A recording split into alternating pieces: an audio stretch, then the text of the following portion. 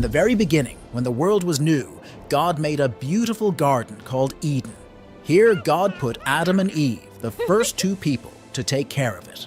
The garden was a perfect home, full of wonderful plants and animals, and Adam and Eve could eat the fruit from all the trees, except one.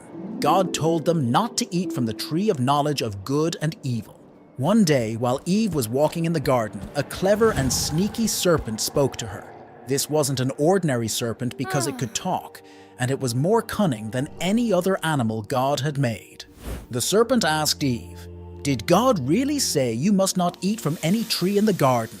Eve replied, "We may eat fruit from the trees in the garden, but God said, 'You must not eat fruit from the tree that is in the middle of the garden, and you must not touch it, or you will die.'" The serpent, wanting to trick Eve, said, "You will not certainly die. For God knows that when you eat from it, your eyes will be opened, and you will be like God, knowing good and evil." Eve looked at the fruit. It was beautiful and looked delicious, and she liked the idea of being wise like God. So she took some of the fruit and ate it. She also gave some to Adam, who also ate.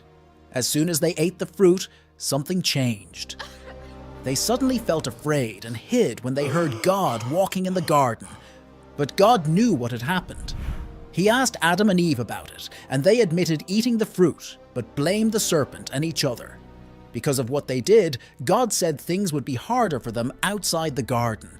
They would have to leave Eden, and life wouldn't be perfect anymore. But God also made them clothes from animal skins, showing He still cared for them. The serpent was punished too. He was thrown out of the garden and cursed to crawl on its belly and be an enemy to humans from then on.